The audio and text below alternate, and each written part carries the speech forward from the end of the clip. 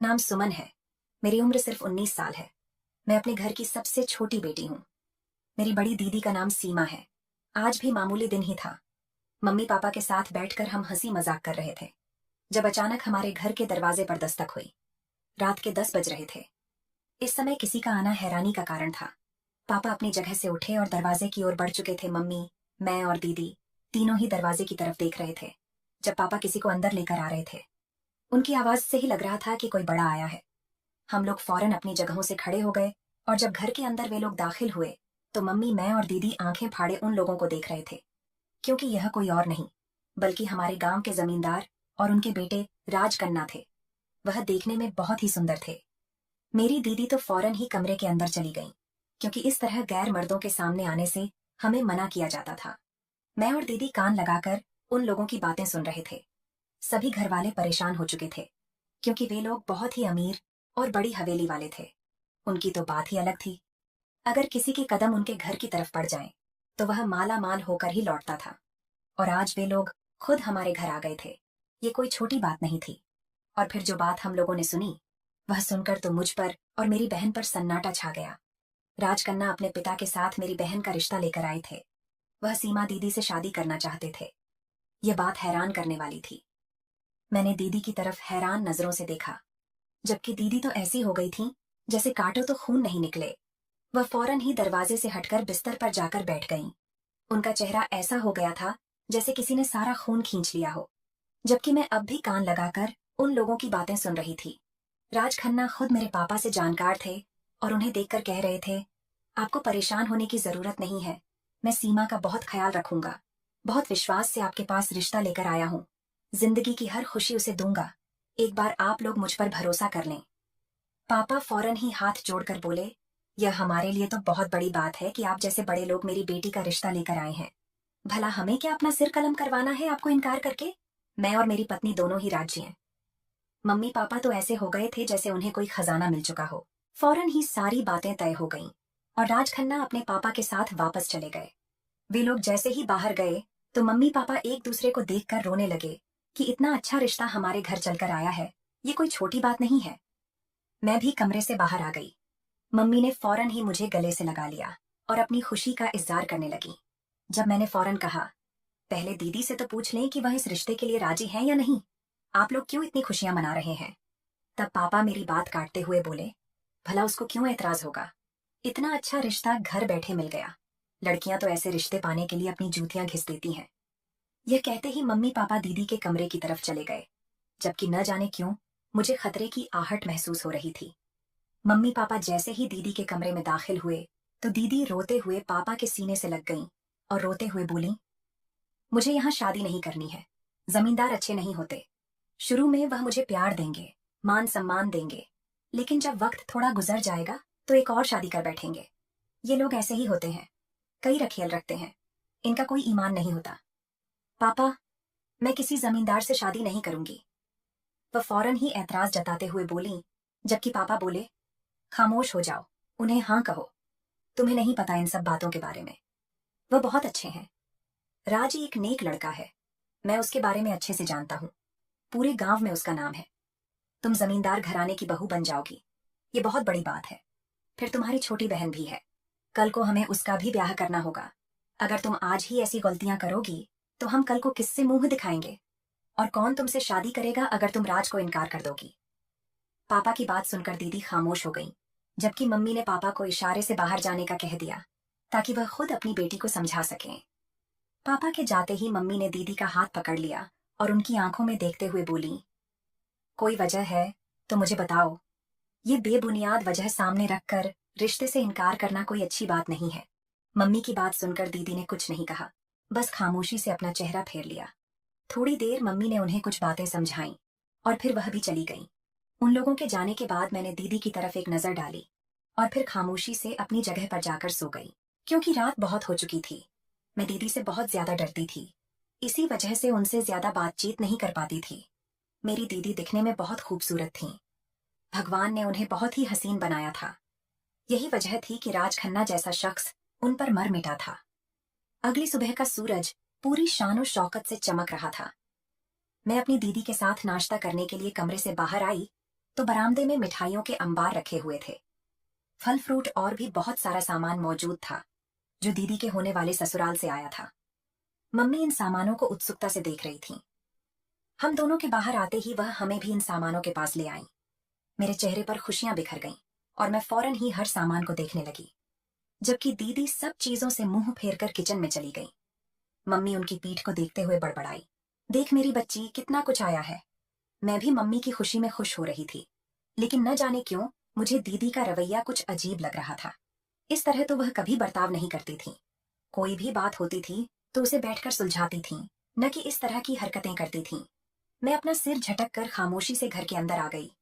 दीदी ने नाश्ता तैयार कर लिया था और मुझे भी बुला रही थी। मैं उनके पास जाकर बैठ गई।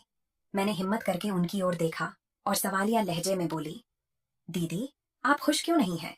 राज जीजू आपको खुश रखेंगे।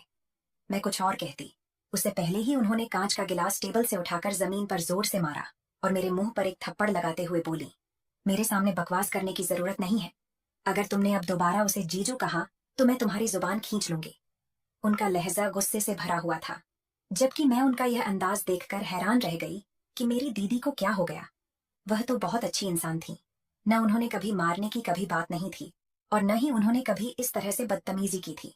हाँ, वो अक्सर मुझ पर गुस्सा हो जाती थी, लेकिन किसी भी कीमत पर मुझ पर हाथ नहीं उठाती थी। मेरा सिर्फ यह एक शब्द कहना कि वो जीजू है, उन्हें इतना बुरा लग चुका था। मम्मी भी शोर की आवाज से बाहर आ चुकी थी और दीदी का यह रूप देखकर वो भी दंग रह गई थी। दीदी ने एक कहर भरी नजर मुझ पर और मम्मी पर डाली और खामोशी से कमरे के अंदर चली गई। उनके जाते ही मम्मी मेरे पास आ गई और मुझे अपने सीने से लगा लिया। मेरी आंखों से आंसू बहना शुरू हो गए। मैं बचपन से ही मम्मी, पापा और दीदी की लाडली रही थी। इसी वजह से मैं बहुत ज्यादा भावुक बन चुकी थी। जरा सी तेज आवाज और जरा से गुस्से पर ही मेरी आंखें भर आती थीं। अभी भी हाल कुछ ऐसा ही था। थोड़ी देर रोने के बाद मैंने अपने आंसू पोंछ लिए, जबकि मम्मी लगातार मुझे समझा रही थी, तेरी दीदी तो पागल हो गई है, बेवजह की हरकतें करके तुझे भी परेशान कर रही है और खुद भी परेशान हो रही है। उसको छोड़, चल तू मेरे साथ, मैं तुझे अच्छा सा नाश्ता बनाकर देती हूँ। मैंने भी खामोशी से सिर हिलाकर हामी भर दी। दीदी वाकई काफी डिस्टर्ब लग रही थी और ये बात दिन गुजरने के साथ साथ सबको महसूस हो रही थी। जैसे जैसे शादी की तारीख नजदीक आ रही थी, दीदी का रवैया और खराब होता जा रहा था। एक दिन राज भैया अकेले ही घर आए। उनका इरादा दीदी के साथ कुछ वक्त अकेले बिताने का था। उन्होंने घर में आते ही मम्मी से इजाजत मांगी कि वह दीदी को अपने साथ ले जाए ताकि वह उन्हें कुछ शॉपिंग करा सके, शादी के हिसाब से। मम्मी ने तुरंत ही इजाजत दे दी, लेकिन जब मम्मी दीदी को बुलाने के लिए गईं, तो उन्होंने साफ इनकार कर दिया कि वह किसी के साथ भी नहीं जाएंगी। मम्मी ने गुस्से में कहा, वो बाहर बैठे हुए हैं, मैं उन्हें क्या बोलूं, मैं हाँ कर चुकी हूँ। जबकि दीदी गुस्से से तेज आवाज में बोली, मुझे कोई फर्क नहीं पड़ता, जिसने सुनना है सुन ले, मैं किसी के साथ कहीं नहीं जाऊंगी, मैं घर के अंदर ही ठीक हूँ। उनकी आवाज बाहर तक पहुंच गई थी। तभी बाहर से आवाज आई, ठीक है, कोई बात नहीं, अगर वो नहीं जाना चाहती तो हमारी छुटकी चल लेगी, तो मेरे साथ चलोगी? अचानक उन्होंने मुझे कहा तो मैं बुरी तरह से घबरा गई, मगर फिर मैंने हाँ कह दिया क्योंकि रिश्तेदारी हमें निभानी थी। दीदी गुस्से में थीं, लेकिन मैं भी इनकार करके उनका दिल नहीं तोड़ना चाहती थी। मम्मी ने इशारे से मुझे उनके साथ जाने की इजाजत दे दी। मैं जल्दी से तैयार हुई और उनके साथ मॉल की तरफ रवाना हो गई। उनकी गाड़ी काफी ठंडी थी। मेरा दिल बहुत जोर जोर से धड़क रहा था। आज से पहले मैं किसी भी गैर मर्द के साथ बैठकर कहीं नहीं गई थी और इतनी बड़ी गाड़ी में बैठने का तो मेरा एक सपना था। आज इस गाड़ी में बैठकर न जाने क्यों मेरा दिल बहुत खुश हो रहा था। वो मुझे देखते हुए बोले, सुमन, तुम्हें क्या पसंद है? मतलब कौन सा रंग पसंद है? और तुम्हारी दीदी को कौन सा रंग पसंद है?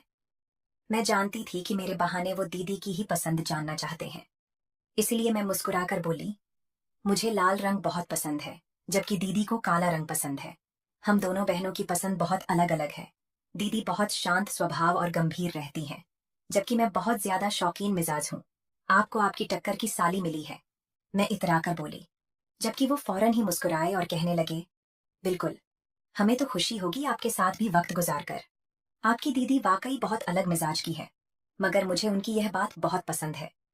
उनका लहजा मिठास भरा था, जबकि मेरे चेहरे पर मुस्कान बिखर गई और मैं दिल ही दिल में दुआ करने लगी कि ये उम्र भर मेरी दीदी से ऐसी ही मोहब्बत करते रहें। तभी अचानक उन्होंने मुझे देखते हुए एक सवाल किया। मैं तुमसे एक बात पूछना चाहता हूँ, बल्कि एक सवाल करना चाहता हूँ। क्या तुम मुझे इस सवाल का जवाब दोगी? मैंने सिर को हल्की सी हिलाकर हामी भरी और उनकी तरफ देखते हुए बोली, आप हुक्म करें, आपको हर सवाल का जवाब मिलेगा। हम आपकी सिर्फ साली ही नहीं, बल्कि आपकी दोस्त बनना चाहते हैं। मैं बचपन से ही ऐसी थी। अगर कोई मुझे जरा सी मोहब्बत देता था तो मैं अपना सब कुछ उस पर निछावर कर देती थी। वो धीमे से मुस्कुराए और मुझे देखते हुए बोले, तुम्हारी दीदी क्या किसी को पसंद करती थी, या फिर कोई और बात है? मैं बिल्कुल खामोश हो गई। ऐसा लग रहा था जैसे मुझ पर सन्नाटा छा गया हो। मैंने बिल्कुल भी कल्पना नहीं की थी कि जीजू मुझसे इस तरह का सवाल करेंगे। मैं अभी कुछ कहती, उससे पहले ही उन्होंने बात को संभालते हुए कहा, क्योंकि मैंने महसूस किया है कि तुम्हारी दीदी इस रिश्ते से खुश नहीं है। हालांकि तुम्हारे मम्मी पापा और तुम इस रिश्ते से बहुत खुश हो। उनकी बात सुनकर मैं थोड़ी घबरा गई थी। मुझे समझ नहीं आ रहा था कि मैं उन्हें क्या जवाब दूं। बेशक मैं सिर्फ 19 साल की थी, लेकिन ऊपर वाले ने मुझे इतनी समझदारी दी थी कि मैं लोगों के इरादों को आसानी से समझ सकूं। मैं तुरंत समझ गई थी कि उन्होंने मुझे अपने साथ क्यों बुलाया था। वो दीदी की पसंद नापसंद और उनके इस बर्ताव के पीछे की वजह जानना चाहते थे। मैंने उनकी ओर देखते हुए कहा, इस बारे में तो मुझे कोई जानकारी नहीं है। ऐसी बात नहीं है कि दीदी इस रिश्ते से खुश नहीं है। दरअसल वो घर की बड़ी बेटी है, इसलिए घर से दूर जाने का ख्याल ही उन्हें परेशान कर रहा है। और रही उनके व्यवहार की बात, तो वो थोड़ी सख्त मिजाज है। मेरे साथ भी अक्सर गुस्सा कर देती हैं।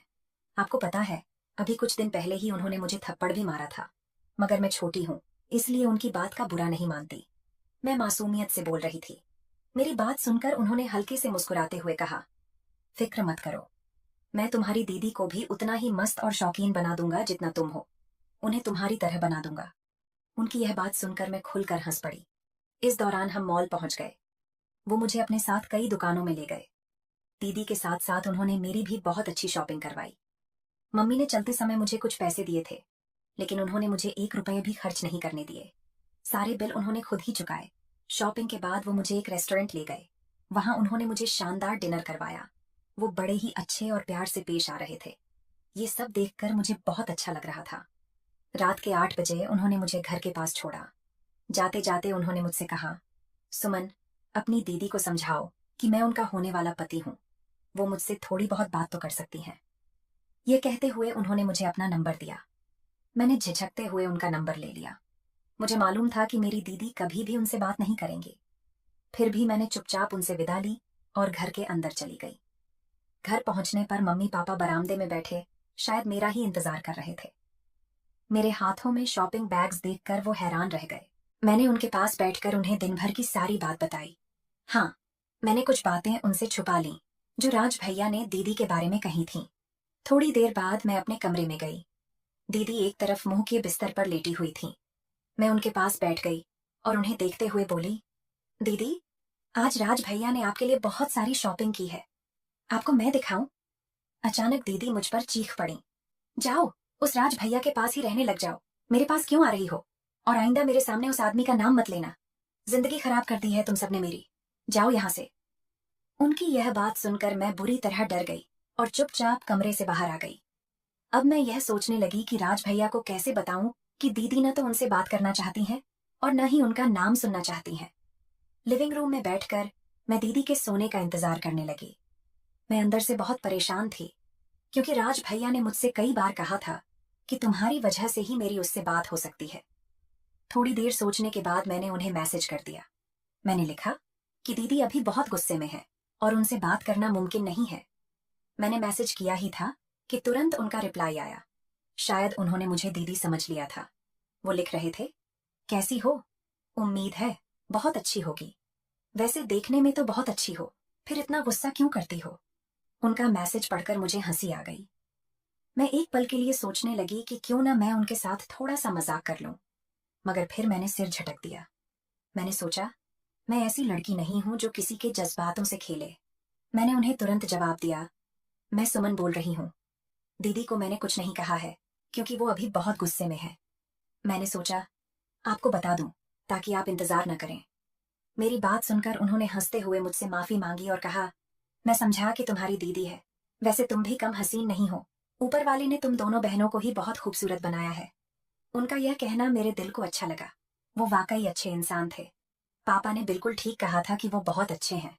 उनकी बातें ही बहुत अच्छी हुआ करती थीं। काफी देर तक मैं उनके साथ चैटिंग करती रही थी और उसके बाद उन्हें गुड बाय बोलकर अपने कमरे में आ गई थी। इस दौरान दीदी भी सो चुकी थीं।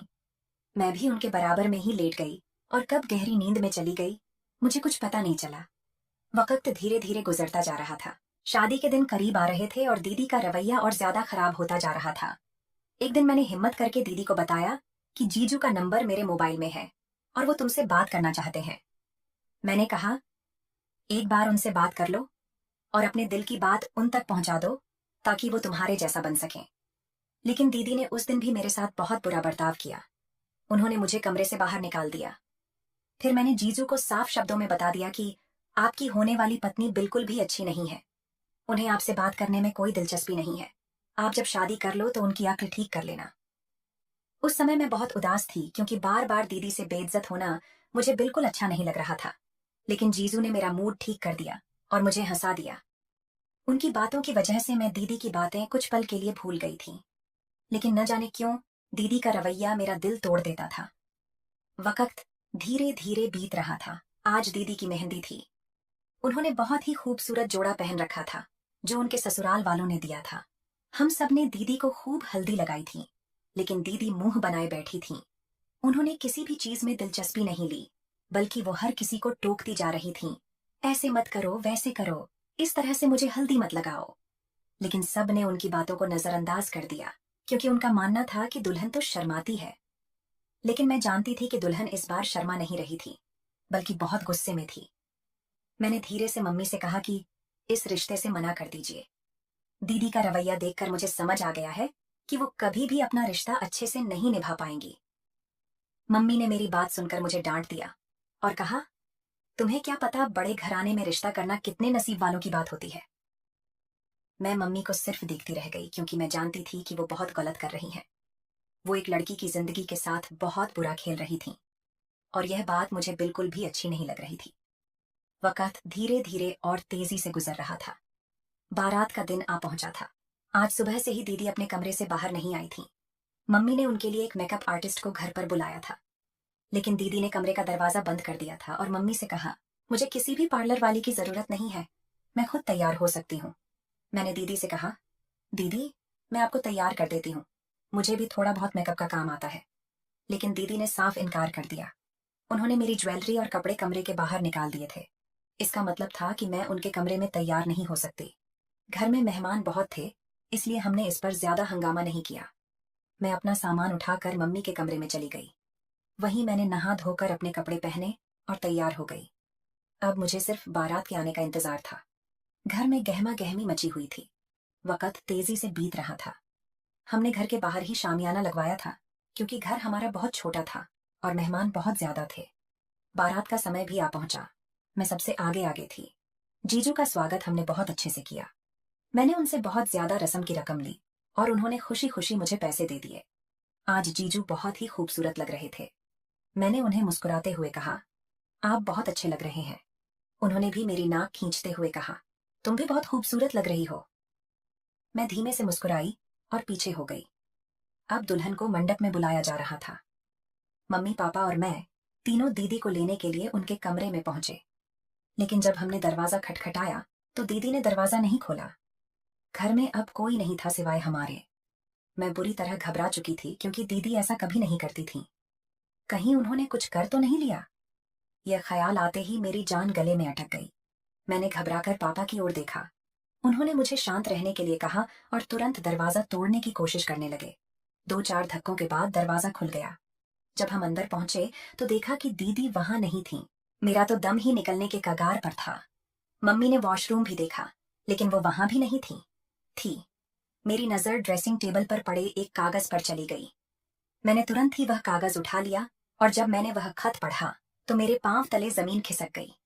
उस खत में साफ साफ लिखा हुआ था, मैं इस घर को छोड़कर जा रही हूँ। जब आप लोगों ने मेरी बात को कोई अहमियत नहीं दी तो मैं क्यों आप लोगों की इज्जत को अहमियत दूं? मुझे कोई और पसंद है और मैं उसी के साथ अपनी जिंदगी बिताऊंगी। आपको आपका जमींदार दामाद मुबारक हो। आखिर में दीदी ने अपना नाम लिखा हुआ था। मेरी तो जान ही निकल चुकी थी। बाहर सारे मेहमान मौजूद थे और घर की इज्जत के साथ दीदी बुरी तरह खेल चुकी थी। पापा वहीं सिर थाम कर जमीन पर बैठ गए थे। मम्मी का हाल भी कुछ अलग नहीं था, जबकि मैं भी ड्रेसिंग टेबल के साथ लगी रो रही थी। तभी अचानक पापा ने दीदी का रखा हुआ जोड़ा उठाया और मेरी तरफ बढ़े। वो मुझे देखते हुए बोले, जमींदारों के यहाँ बहुओं के चेहरे पर घूंघट डाला जाता है। तुम अभी के लिए राज से शादी कर लो। हम कल सुबह तुम्हें लेने तुम्हारे ससुराल आएंगे। अगर अभी तुम्हारी शादी राज से नहीं हुई तो हमारी बहुत ज्यादा बदनामी हो जाएगी, और वो जमींदार हैं, हमारा सिर धड़ से अलग कर देंगे। इज्जत इसी में होगी कि तुम उनके साथ विदा हो जाओ। मैं अपने पापा को फटी फटी निगाहों से देख रही थी। मैंने कभी सपने में भी नहीं सोचा था कि मुझ पर ऐसी मुसीबत आन पड़ेगी। मैं सिर नामे हिलाते हुए बोली, नहीं पापा, वो मेरे जीजू हैं, मैं उनके साथ कैसे शादी कर सकती हूँ। तभी मम्मी भी मेरे आगे हाथ जोड़ते हुए बोली, तेरी एक बहन ने तो हमें कहीं का नहीं छोड़ा, लेकिन भगवान के लिए तू हमारी मदद कर दे। तू हमें निराश मत कर। हमें तुझसे बहुत उम्मीदें हैं। मुझे पता है मेरी बच्ची बहुत अच्छी है। उसके पास अकल और सूरत दोनों है। तू जानती है कि अगर हमने अभी तेरी शादी राज से नहीं करवाई तो वो लोग खून खराबा कर देंगे। और तू जानती है कि तेरे पास तो सिर्फ एक बाप है और कोई नहीं। मम्मी इमोशनल ब्लैकमेलिंग पर उतर आई थी। उनकी बात बिल्कुल सही थी। वाकई अगर हम इस वक्त इस रिश्ते से इनकार करते तो ये लोग हमें जिंदा नहीं छोड़ते। जमींदारों के पास कितनी बड़ी बड़ी बंदूकें होती हैं, इस बात से मैं बहुत अच्छी तरह जानती थी। मैं बहुत ज्यादा डर चुकी थी। इसी वजह से मैंने तुरंत ही हाँ बोल दी। मैंने दीदी का जोड़ा उठाया और वॉशरूम चली गई। थोड़ी देर बाद मैं उनका दुल्हन का जोड़ा पहनकर बाहर आ गई। मम्मी ने मेरे सिर पर लाल घूंघट डाल दिया और मुझे अपने साथ थाम कर बाहर ले आई। उन्होंने मुझे मंडप में बैठा दिया और शादी की रस्में शुरू हो गईं। मेरा दिल बहुत जोर जोर से धड़क रहा था। जब जब जीजू मेरा हाथ थामते तो ऐसा लगता कि मेरा दिल मुंह से बाहर आ जाएगा। एक बार उन्होंने मुझे बाहर देखा था और हैरान हुए थे, मगर उन्होंने ऐसी कोई बात जाहिर नहीं की जिससे किसी को शक होता। थोड़ी देर बाद शादी की सारी रस्में पूरी हो गईं। शादी सही सलामत हो गई और मैं पूरे हक के साथ अपने जीजू के नाम हो चुकी थी। शादी खत्म होते ही खाना खोल दिया गया। सबने खाना चुपचाप खाया और उसके बाद विदाई का वक्त आ गया। विदाई के वक्त मेरा दिल ऐसा हो रहा था जैसे मैं अभी कटकर मर जाऊं। मेरा दिल कर रहा था कि राज को बता दूं कि मैं सीमा नहीं बल्कि सुमन हूं, उनकी छोटी साली। मगर उस वक्त मैं इतनी डरी हुई थी कि मैंने अपनी जुबान बंद ही रखी। मुझे गाड़ी में बिठा दिया गया और गाड़ी हवेली की तरफ रवाना हो गई। एक लंबा सफर तय करके हम हवेली पहुंच गए। वहां जैसे ही हमारी गाड़ी दाखिल हुई तो ढोल नगाड़े बजाए गए और आसमान में आतिशबाजी की गई। मुझे पता था कि ये सब मेरे लिए नहीं बल्कि मेरी बहन के स्वागत के लिए हो रहा है। मेरी आंखों में आंसू आ गए, लेकिन मैंने अपने दिल को समझा लिया था कि सिर्फ एक रात की बात है। कमरे में जाते ही मैं जीजू को बता दूंगी कि मैं कौन हूँ। लेकिन मैं जानती ही नहीं थी कि कमरे में जाने के बाद मुझ पर कैसी कयामत टूटने वाली है। फौरन ही मुझे अंदर ले जाया गया और शादी की पारिवारिक रस्में शुरू हो गईं। अब मुझे डर यह था कि अगर उनमें से किसी एक ने भी मेरा घूंघट उठाया तो मुझ पर कयामत आ जाएगी। मगर बड़ी जो राज की दादी थीं, उन्होंने हुक्म दिया था कि दुल्हन का घूंघट कोई नहीं उठाएगा। दुल्हन का घूंघट उसका पति उठाएगा और वही उसका चेहरा सबसे पहले देखेगा। मेरा दिल धक से रह गया और मैंने अंदर ही अंदर ऊपर वाले का शुक्र भी किया, क्योंकि अगर अभी मेरा घूंघट उठता तो मुसीबत हो जाती। फौरन ही मुझे रस्मों के बाद मेरे कमरे में पहुंचा दिया गया। मैं कमरे में दाखिल हुई तो मेरी नाक से गुलाब की पंखुड़ियों की खुशबू टकराई। मेरे होठों पर मुस्कान बिखर गई। एक पल के लिए मुझे सब कुछ अच्छा अच्छा लगा, लेकिन मैं फौरन ही सहम भी गई, क्योंकि मुझे पता था कि अब जो कयामत मुझ पर टूटेगी वो सबसे अलग होगी। राज भैया को सारा सच मालूम हो जाएगा। मैं खामोशी से उनके नाम की सेज सजाकर बैठी हुई थी। दिल जोर जोर से धड़क रहा था। ऐसा लग रहा था जैसे अभी बाहर निकल आएगा। थोड़ी देर बाद कमरे का दरवाजा खुला। मैं जानती थी कमरे में कौन आने वाला है। दिल ही दिल में दुआ कर रही थी कि जीजू मेरी हालत समझने की कोशिश करे, लेकिन मुझे डर भी था कि कहीं वो इनकार न कर दें और कहीं वो गुस्सा न हो जाए। और कहते हैं ना, जब किसी बात का डर हो और वो न हो, ऐसा तो हो ही नहीं सकता। कमरे में आने वाला कोई और नहीं बल्कि मेरे जीजू ही थे। उन्होंने आते ही खुश होकर मुझे हेलो कहा और फिर मेरी खैरियत पूछने लगे। लेकिन मैं उन्हें कैसे बताती कि मैं उनकी सीमा नहीं बल्कि उनकी छोटी बहन हूँ। थोड़ी देर बाद वो मेरे पास ही आकर बैठ गए। उन्होंने मेरा हाथ थाम लिया और फिर जो बात उन्होंने कही उसे सुनकर मेरे पांव तले जमीन खिसक गई। ये ड्रामा अब खत्म करो, घूंघट उठाओ, मैं जानता हूँ तुम कौन हो। ये सुनते ही मेरी जान हलक में अटक गई। मैंने घबरा कर उनकी तरफ देखा। तभी उन्होंने मेरी कमर में हाथ डालकर मुझे अपने करीब कर लिया और अपने हाथों से मेरा घूंघट उठाया। मैं आंसू भरी निगाहों से उनकी तरफ देख रही थी। तभी उन्होंने बिना कुछ कहे मेरे होठों को अपनी गिरफ्त में ले लिया। मेरा दिल कांप उठा। वो मुझे देखते हुए बोले, मैं जानता हूं ये सब, मुझे पहले ही पता चल चुका था, लेकिन तुम्हारे घर वालों को ये सब करने से पहले मुझे बता देना चाहिए था। मंडप में तुम्हें लाने से पहले अगर वो मुझे एक बार भी ये बात बता देते कि तुम्हारी बहन भाग चुकी है, तो मैं ये शादी नहीं होने देता। मैं पूरी तरह घबरा चुकी थी और राज की तरफ देखकर बोली, हम डर गए थे। हम समझे थे कि आप हम सबको मार देंगे, क्योंकि जमींदार तो ऐसे ही होते हैं। पापा बहुत ज्यादा घबरा गए थे। उनके अलावा हमारा इस दुनिया में कोई नहीं है। मैंने आपको बताया था, दीदी इस रिश्ते से खुश नहीं थी। उन्होंने पहले ही कहा था कि वो शादी नहीं करना चाहती। तभी अचानक वो बोले, तो मैंने भी तो तुमसे पूछा था कि क्या वो किसी को पसंद करती है, तो तुमने क्यों नहीं बताया? मेरा सांस उखड़ रहा था। उनका मेरे करीब आना मेरी जान निकाल रहा था। तभी उन्होंने मेरी गर्दन में अपना चेहरा छुपा लिया और सरगोशी के अंदाज में बोले, तुम्हें क्या लगता है कि मैं तुम्हारे साथ बहुत अच्छे से पेश आऊंगा? तुमने मुझे धोखा दिया है और ये शादी एक धोखे पर आधारित है। मैं तुम्हें बताऊंगा कि धोखे का बदला कैसे लिया जाता है। ये कहते ही उन्होंने मेरे सिर से मेरा दुपट्टा उतार कर फेंक दिया और मुझ पर हावी हो गए। मेरा सांस अटक गया। मैं उनकी तरफ देखते हुए रोते हुए बोली, भगवान के लिए ऐसा जुल्म मत कीजिए। मैं बेकसूर हूं। मैंने कुछ नहीं किया। दीदी की गलती की सजा मुझे क्यों दे रहे हैं? मैंने तो आपकी इज्जत बचाई है। अगर वक्त पर मैंने आपसे शादी नहीं की होती तो सारा समाज आप पर भी थू थू करता कि जमींदार होकर आपकी दुल्हन भाग गई। मेरी बात सुनकर एक पल के लिए वो अपनी जगह पर सख्त हो गए थे, जैसे मैंने बहुत ही पते की बात की हो। थोड़ी देर बाद मुझसे अलग हुए और फिर कमरे से निकलते चले गए। मैं अपना सिर हाथों में थामे बुरी तरह से रोना शुरू हो गई थी। थोड़ी देर और बीती, जब अचानक कमरे का दरवाजा खुला और मेरे पति की दादी और उनकी माँ कमरे में दाखिल हुई। मेरा घूंघट अब चेहरे पर मौजूद नहीं था और मैं बुरी तरह से रो रही थी। तभी उनकी दादी मेरा हाथ थामते हुए बोली, क्यों रो रही हो बिटिया? तुमने तो बहुत ही अच्छा काम किया है। अगर तुम वक्त पर शादी के लिए हाँ नहीं करती तो वाकई हमारे परिवार की बहुत बदनामी हो जाती। लेकिन तुम्हारी बहन को माफ नहीं किया जाएगा। ये कहते ही उन्होंने मुझे उठने का इशारा किया, जबकि मैं बुरी तरह से घबरा चुकी थी कि भला ये लोग अब मेरी बहन के साथ क्या करेंगे। जो भी था, वो मेरी बहन थी और मैं उससे बहुत ज्यादा प्यार करती थी। हम लोगों के बीच बहुत प्यार था, लेकिन जब से यह रिश्ता आया था, तभी से हमारी बर्बादी शुरू हो गई थी। मैं खामोशी से उठ चुकी थी। तभी वो बादलों की तरफ इशारा करते हुए बोली, जाओ और अपने कपड़े वगैरह बदल कर आराम कर लो। थोड़ी देर में मैं तुम्हारे पति को भेजूंगी। तुम उसे अपनी तरफ आकर्षित करने की कोशिश करो। एक तुम ही हो जो अपने पति को बचा भी सकती हो और उसे बर्बाद भी कर सकती हो, क्योंकि तुम्हारे पति तुम्हारी बहन से बहुत प्यार करते थे। वो बुरी तरह से टूट चुके हैं। हम जमींदार हैं। हम तुम्हारे जैसे घराने में रिश्ता नहीं करना चाहते थे, लेकिन अपने बेटे की जिद की वजह से ही हम वहां पहुंचे थे। उनकी बात सुनकर मैं बिल्कुल खामोश हो गई। मुझे अपनी दीदी पर बेहद अफसोस होने लगा कि उन्होंने किसी का दिल कितनी बुरी तरह से तोड़ा है। अगर उन्हें शादी नहीं करनी थी तो वो सीधे राज से बात कर लेती। क्या पता वो इस रिश्ते से खुद ही पीछे हट जाते। मैं चुपचाप वॉशरूम गई और कपड़े वगैरह बदल कर बाहर आई तो वो सोफे पर बैठे हुए थे। उन्होंने अपना सिर सोफे पर टिकाया हुआ था और उनकी आंखों से आंसू निकल रहे थे। मैं उनके बराबर में ही जाकर बैठ गई। मैं कुछ कहती, उससे पहले ही वो मेरे सीने से लग गए और बिना आवाज के रोने लगे। मैं तो हैरान थी कि वो इतने मजबूत दिखने वाले इंसान इस तरह बच्चों की तरह रो रहे थे।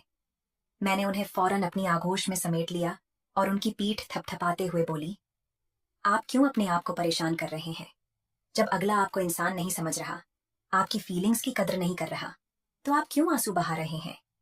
अगर आप किसी से प्यार करते हैं और वो प्यार आपको नहीं मिला, तो आप उसके हो जाइए जो आपसे प्यार करता है। मेरी बात सुनकर वो एक झटके से मुझसे अलग हुए और मेरी तरफ हैरानी भरी निगाहों से देखने लगे। तभी अचानक, जैसे किसी एहसास के तहत, मैं उनके कदमों में बैठ गई और उनका हाथ थामकर अपने होठों से लगाया। उनकी आंखों में देखते हुए मैंने कहा, तो आप मुझे अपना लीजिए। मैं आपसे प्यार करूंगी। आपको इतनी चाहत से चाहूंगी कि आप खुद को बहुत काबिल समझने लगेंगे। जिस दिन मैं मंडप में गई थी, उनका अंदाज मुझे बहुत पसंद आया था। मेरे दिल से एक दुआ निकली थी कि भगवान मुझे भी मेरी दीदी जैसा पति ही दे। मगर मुझे क्या मालूम था कि मुझे दीदी जैसा पति नहीं, बल्कि दीदी का पति ही नसीब हो जाएगा। काफी देर तक वो खामोश निगाहों से मुझे देखते रहे। फिर उन्होंने एक झटके से मुझे अपनी बाहों में भरा और बिस्तर की तरफ बढ़ गए। उस रात वो मेरे करीब ही रहे। उन्होंने पल पल मुझे अपने आप में गुम करने की कोशिश की। वो मेरी बाहों में खो से गए थे और मैंने भी अपने पति को संभाल लिया था। मैं अब इस रिश्ते की शुरुआत करना चाहती थी। मम्मी पापा के कहने के मुताबिक अगले दिन वो मुझे लेने के लिए आए थे।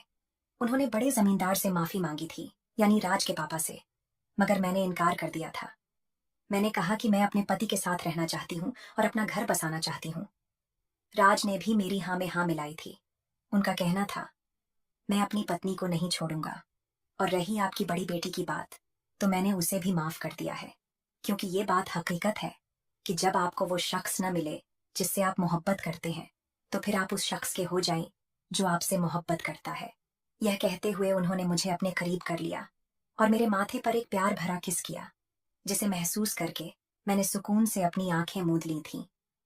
अगर आपको हमारी कहानी पसंद आई हो तो वीडियो को लाइक करें। चैनल पर नए हैं तो चैनल को सब्सक्राइब जरूर करें। धन्यवाद दोस्तों।